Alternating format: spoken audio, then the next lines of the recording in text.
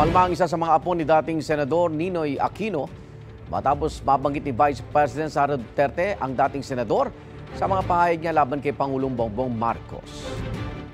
Ang basa ko po, dalawa po silang nagpapahirap sa bayan na marami silang pinatay nung panahon ni Marcos Sr., nung panahon ni Duterte. Sana tigilan nyo yan para sa bayan, di ba? Parang huwag kayong manggulo kasi naghihirap na talagang mga Pilipino. Specifically sa pag- Reaksyon niya ni Kiko Aquino D na nananawagan na huwag nang idamay ang kanyang lolo. Bago yan, sinabi ng pamilya Aquino para sa ika-72 kaarawan ng dating senador kahapon na tinututulan nila ang anumang uri ng karahasan. Ang Vice Presidente tumanggi magkomento sa sinabi ni D.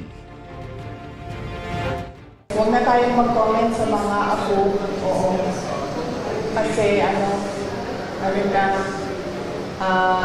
natural sa mga anak at apo ang affinity sa mga magulang at sa grandparents. So, huwag na natin sagutin yan. Wala pang pahayag si Pangulong Bongbong Marcos at kanyang pamilya tungkol sa pahayag ng pamilya Aquino.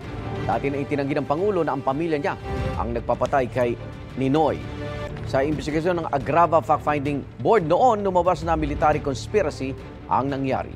Muling dininig ang kaso matapos ang 1986 People Power Revolution pero hindi pa rin natukoy kung sino ang tunay na mastermind.